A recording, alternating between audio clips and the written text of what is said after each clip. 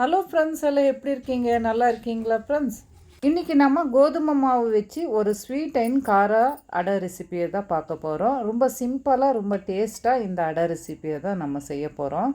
ரொம்ப டேஸ்ட்டும் நல்லாயிருக்கும். நீங்கள் ஈவினிங் ஸ்நாக்ஸாகவும் செஞ்சுக்கலாம், காலையில் பிரேக்ஃபாஸ்ட்டும் செஞ்சுக்கலாம். இப்போ ஒரு அரை ஸ்பூனு ஜீரகத்தை நல்லா ட்ரை ரோஸ்ட் பண்ணிக்கோங்க. இந்த மாதிரி இல்லைன்னா ஜீரக பொடி இருந்தால் கூட சேர்த்துக்கலாம். ஜீரகம் நம்ம ஃப்ரெஷ்ஷாக எடுத்துகிட்டு நம்ம ஃப்ரை பண்ணி இந்த அடமாவோடு சேர்த்து பிசையும்போது ரொம்ப டேஸ்ட்டும் நல்லாயிருக்கும். இந்த மாதிரி ரொம்ப ஃபைனாக பவுடராக தேவையில்லை, ஓரளவுக்கு கொஞ்சம் கொரன்னு பவுடராக நீங்கள் செஞ்சு ரெடியாக வச்சுக்கோங்க. இந்த அடைக்கு நான் 1 கப்பு கோதுமை மாவு, உங்களுக்கு எவ்வளோ அடைக்கு மாவு தேவையோ அந்த அளவுக்கு மாவு எடுத்துக்குங்க. அந்த மாவுக்கு தேவையான அளவுக்கு உப்பு சேர்த்துக்குங்க. இப்போ நம்ம இந்த பவுட்ரு பண்ணி வச்சுருந்த இந்த சீரகத்தூளும் சேர்த்துக்கிட்டு நல்ல ஒரு வாட்டி இந்த மாதிரி மிக்ஸ் பண்ணிக்கோங்க. இப்போ வெறும் ப்ளைன் பச்சை தண்ணி இதை சேர்த்துட்டு நீங்கள் இது நல்ல மாவு நம்ம சப்பாத்தி மாவு செய்கிறோம் இல்லையா, அந்த பதத்துக்கு நம்ம நார்மலாக மாவு பிசைகிற மாதிரி இந்த மாதிரி பிசைஞ்சு வச்சுக்கோங்க. சிம்பிளாக தான் மாவு பிசைகிறத வேலை. பாருங்கள், இந்த மாதிரி பிசைஞ்சு வச்சுக்கோங்க. பாருங்கள், மாவு ரெடியாக இருக்குது. இது இப்போ ஸ்டவ்வில் ஒரு கடாய் வச்சுக்கோங்க. நம்ம ஒரு கார அடை செய்கிறதுக்கு உண்டான பூரணத்தை ரெடி பண்ணிக்கலாம். ஒரு 2 டேபிள் ஸ்பூன் ஆயில் சேர்த்துக்குங்க. கொஞ்சம் பச்சை மிளகாய் சின்னதாக கட் பண்ணியது சேர்த்துக்குங்க. ஒரு அரை ஸ்பூனு சோம்பு, ஒரு 2 வெங்காயம் நீளமாக சன்னமாக கட் பண்ணியிருக்கிறது இதையும் சேர்த்துக்கிட்டு நல்லா வதக்கிக்குங்க.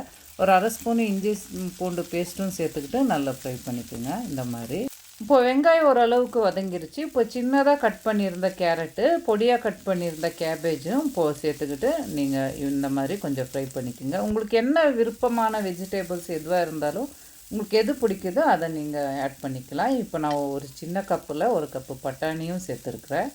பட்டாணி கொஞ்சம் வதக்கிய உடனே நீங்கள் கொஞ்சோண்டு கேப்சிகமும் நீங்கள் சேர்த்துக்கலாம். கேப்சிகம் சேர்க்கும்போது இதோட ஃப்ளேவர் ரொம்ப நல்லா இருக்கும். உங்களுக்கு எந்த வெஜிடபிள் விருப்பமோ அதை நீங்கள் சேர்த்துக்கலாம். இப்போ ஒரு மீடியம் சைஸில் ஒரு உருளைக்கிழங்கு வேக வச்சு மேஷ் பண்ணி சேர்த்துருக்குறேன். அரை ஸ்பூன் மிளகாத்தூள், 1/4 ஸ்பூனு கரம் மசாலா, பெருங்காயத்தூள் 1/4 ஸ்பூனு, ஒரு 1/4 ஸ்பூன் மஞ்சள் தூள் சேர்த்துக்குங்க. இந்த வெஜிடபிளுக்கு தேவையான அளவுக்கு உப்பு சேர்த்துக்கிட்டு நல்லா மிக்ஸ் பண்ணிக்கோங்க. ஒரு 2 நிமிஷம் நீங்கள் நல்லா இப்படி வதக்குனிங்கன்னா போதும். வெஜிடபிளெல்லாம் நல்லா ஓரளவுக்கு வெந்திருக்கும். இது மறுபடியும் இது அடையோடு வேகும்போது இன்னும் ரொம்ப நல்லா வெந்திருக்கும். ரொம்ப டேஸ்ட்டும் ரொம்ப நல்லா இருக்கும். இப்போ போதும், சரியாக இருக்குது. இப்போ இதுக்கு நீங்கள் கடைசியாக கொஞ்சம் கொத்தமல்லி தூவிட்டிங்கன்னா இந்த மசாலா ரெடி ஆயிடுச்சு. இந்த வெஜிடபிள் பூர்ணத்தை நீங்கள் ஒரு சைடில் வச்சுருங்க. இது நல்லா ஆறட்டும். ஆறின பிறகு நம்ம அடை ரெடி பண்ணலாம்.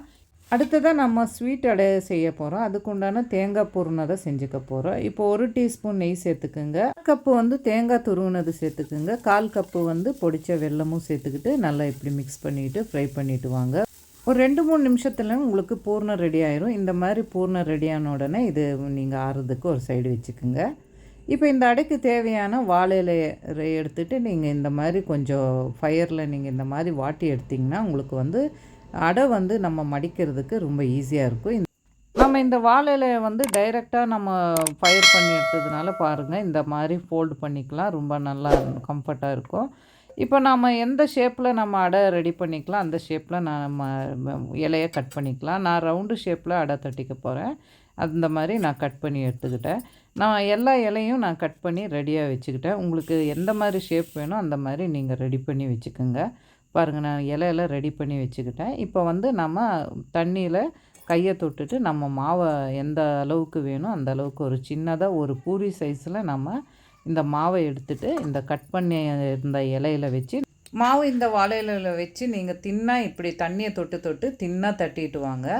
நீங்கள் இந்த தட்டும்போது இந்த வாழை இலைக்கு ஒரு 1/2 இன்ச்சு விட்டுட்டு தட்டுங்க. பாருங்கள், இந்த மாதிரி கொஞ்சம் தின்னாக மாவு தட்டினீங்கன்னா அடை சாப்பிடும்போது ரொம்ப டேஸ்ட்டாக இருக்கும். இப்போ நம்ம ஏற்கனவே செஞ்சு வச்சுருந்த இந்த தேங்காய் பூரணம் 1 டேபிள் ஸ்பூன் எடுத்துக்கிட்டு இந்த மாவுக்கு மேலே போட்டு நல்லா இப்போ அப்ளை பண்ணிவிட்டு இந்த மாதிரி 2 சைடு வச்சு இந்த மாதிரி க்ளோஸ் பண்ணி நல்லா ப்ரெஷ் பண்ணி விட்ருங்க. சைட்லலாம் நல்லா நீட்டாக நான் ப்ரெஷ் பண்ணி விட்ருங்க. இந்த பூர்ணம் வெளியே வராத மாதிரி இந்த மாதிரி அழகாக செஞ்சு வச்சுருங்க. அடுத்ததாக இப்போ கார அடையும் செய்ய போகிறோம். அதுக்கு கொஞ்சம் மாவு எடுத்துக்குங்க. இந்த வாழை இலையில் வச்சு நீங்கள் சன்னமாக தட்டிக்குங்க. தட்டிக்கிட்டு இப்போ நம்ம முதவே ஃப்ரை பண்ணி வச்சுருந்த இந்த வெஜிடபிள் பூர்ணம் 1 டேபிள் ஸ்பூன் எடுத்து இதுக்கு மேலே அப்ளை பண்ணிவிட்டு நீங்கள் 1 இன்ச்சு விட்டு நீங்கள் பூரணத்தை போட்டுட்டு இந்த மாதிரி க்ளோஸ் பண்ணி நீங்கள் ப்ரெஷ் பண்ணி விட்டிங்கன்னா அந்த மாவு நல்லா 2 சைடு ஒட்டிக்கும். பூரணம் வெளியே வராமல் நல்லா வெந்து வரும்போது ரொம்ப அழகாக ரொம்ப நல்லா இருக்கும். இந்த மாதிரி நீங்கள் எல்லாமே செஞ்சுட்டு இப்போ ஆவியில் நம்ம வேக வைக்கலாம். வந்து நான் 4 அடை ரெடி பண்ணியிருக்கிறேன். 2 ஸ்வீட்டு 2 காரம். இது ஃபஸ்ட்டு நம்ம வேக வச்சிடலாம். அப்புறமா நம்ம அடை அது தட்டி ரெடி பண்ணுறதுக்குள்ளே இது வெந்து நல்லா வந்துடும். ஒரு 15 மினிட்ஸ் ஆன உடனே பாருங்கள் ரொம்ப நல்ல அடை வெந்து வந்திருக்குது. மீதி இருக்கிற அடை மாவையும் இது கூட சேர்த்துட்டு நம்ம வேக வச்சிடலாம். பாருங்கள் ஃப்ரெண்ட்ஸ், ரொம்ப நல்லா அழகாக ரொம்ப நல்லா வெந்து வந்திருக்குது. இந்த மாதிரி பாருங்கள், இலையில ஒட்டாமல் ரொம்ப நல்லா வந்திருக்குது. ரொம்ப சிம்பிளான ரொம்ப டேஸ்டான ரொம்ப ஹெல்த்தியான அடை. பாருங்கள், இது ரொம்ப நல்லா வெந்து வந்திருக்கு, கைக்கு எதுவும் ஒட்டாமல். பாருங்கள், ஓப்பன் பண்ணி காட்டுறேன். ரொம்ப நல்லா இருக்குது. ரொம்ப தின்னாக நீங்கள் மாவு தட்டினீங்கன்னா ரொம்ப நல்லாயிருக்கும். சாப்பிடும்போது ரொம்ப டேஸ்ட்டாக இருக்கும். அடுத்ததாக இது கார அடை. இதுவும் பாருங்கள் ரொம்ப நல்லா சூடாக ரொம்ப நல்லா டேஸ்ட்டும் ரொம்ப ஸ்மெல்லும் ரொம்ப நல்லாயிருக்கு. உங்களுக்கு டைம் கிடைக்கும்போது செஞ்சு பாருங்கள். இந்த வீடியோ பிடிச்சிருந்தால் லைக் பண்ணுங்கள், ஷேர் பண்ணுங்கள், சப்ஸ்கிரைப் பண்ணுங்கள். Okay, thank you.